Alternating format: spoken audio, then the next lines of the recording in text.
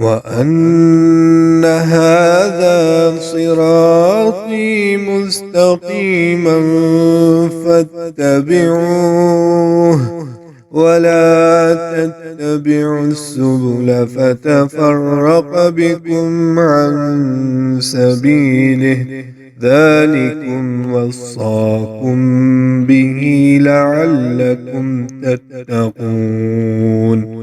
أعوذ بالله من الشيطان الرجيم. بسم الله الرحمن الرحيم. السلام علیکم ورحمۃ اللہ وبرکاتہ۔ بھائی کا سوال ہے کہ میرے اندر کچھ بری عادات پائی جاتی ہیں، کئی دفعہ چھوڑنے کا ارادہ کیا ہے لیکن پھر سے ان کو شروع کر دیتا ہوں، تو میری رہنمائی فرمائیں کہ میں کیا کروں۔ دیکھیے، چند چیزیں میں آپ کے سامنے رکھتا ہوں، اگر آپ کو صدق دل سے آپ ان کو تسلیم کر لیں، ان پہ عمل پیرا ہونے لگ جائیں، تو انشاءاللہ آپ مستقل بنیادوں پہ ان عادات سے پیچھا چھڑانے میں کامیاب ہو جائیں گے۔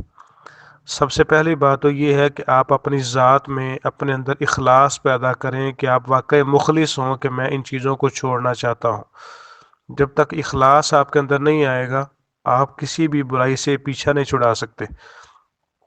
جناب یوسف علیہ السلام کے بارے میں اللہ تعالیٰ فرماتے ہیں كَذَلِكَ لِنَصْرِفَ عَنْهُ السُّوءَ وَالْفَحْشَاءَ إِنَّهُ مِنْ عِبَادِنَا الْمُخْلَصِينَ، کہ یوسف علیہ السلام کو ہم نے برائی اور بے حیائی سے اس لیے بچا لیا کہ وہ ہمارے مخلص ترین بندوں میں سے تھے۔ تو اخلاص کی بدولت اللہ تعالیٰ نے ان کو برائی سے بچایا۔ ایسے ہی آپ سابقہ زندگی میں ہونے والے گناہوں کے بارے میں اللہ رب العزت سے توبہ کریں، استغفار کریں۔ نبی علیہ السلام قرآن مجید کا آیت کریمہ ہے انہ من عمل منکم سوءا بجہالۃ ثم تاب من بعدہ واصلح فانہ غفور الرحیم۔ گناہ ہونے کے بعد توبہ کر لینے سے اللہ رب العزت انسان کو معاف فرما دیتے ہیں اور اس کو اس انداز سے معاف کر دیے جاتے ہیں التائب من الذنب کمن لا ذنب لہ، جیسے اس نے کبھی گناہ کیا ہی نہیں تھا۔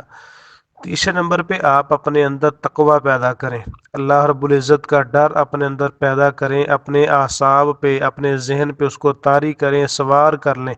آپ جلوت میں ہیں، خلوت میں ہیں، تنہائی میں ہیں، لوگوں کے درمیان موجود ہیں، ساتھ تہوں کے اندر، تہ خانے کے اندر موجود ہیں، آپ پہ اللہ رب العزت کا ڈر اتنا طاری ہو جائے کہ آپ جو بھی کوئی کام کرنے لگیں آپ کو فوراً یہ خیال آئے کہ میرا رب مجھے دیکھ رہا ہے۔ قرآن مجید میں اللہ رب العزت فرماتے ہیں یا ایھا الذین آمنوا اتقوا اللہ وقولوا قولا سدیدا، ایمان والو اللہ سے ڈر جاؤ اور سیدھی سادی بات کیا کرو۔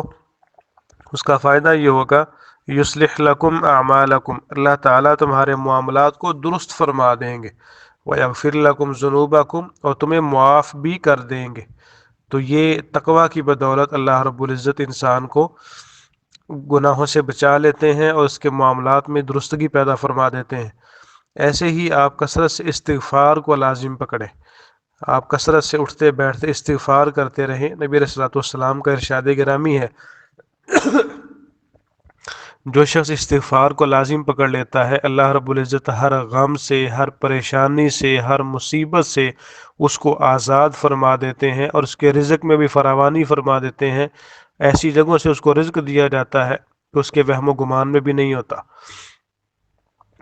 اور ایسے ہی پانچویں نمبر پہ آپ اپنے آپ کو فارغ نہ رکھیں، تنہائی میں نہ بیٹھیں، فراغت میں نہ رہیں، آپ اپنے آپ کو بیزی کریں، اپنے آپ کو مصروف رکھیں، پڑھنے میں، پڑھانے میں، قرآن مجید کو پڑھنے میں، تفاسیر کو پڑھنے میں، اسلامی کتب کا مطالعہ کرنے میں یا دیگر ضروریات اور مصروفیات میں اپنے آپ کو الجھا کے رکھیں، کیونکہ دل دماغ جو ہے جب یہ خالی ہوتا ہے تو اس میں پھر شیاطین کے حملے ہوتے ہیں، شیاطین کا یہ مسکن اور محور بن جاتے ہیں، پھر انسان جو ہے ان کا شکار ہو جاتا ہے۔ تو اس لیے آپ اپنے آپ کو بیزی کریں، خیر کے کاموں میں اپنے آپ کو الجھا لیں، مصروف رکھیں، اور پھر آپ اپنی بری صحبت جو ہے، برے دوست ہیں، ان کو چھوڑ دیجئے، آپ نیک لوگوں کی صحبت میں بیٹھیں، کیونکہ نبی علیہ السلام کا ارشاد گرامی ہے، بڑا مشہور واقعہ بھی ہے وہ جس بندے نے 100 آدمی قتل کیے تھے، تو جب اس کو احساس ہوا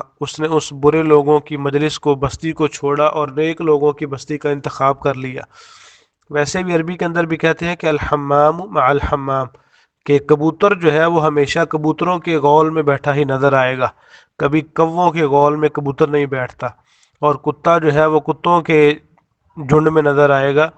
تو ہر چیز جو ہے وہ اپنی طبیعت کے موافق لوگوں میں ہی بیٹھنا پسند کرتا ہے۔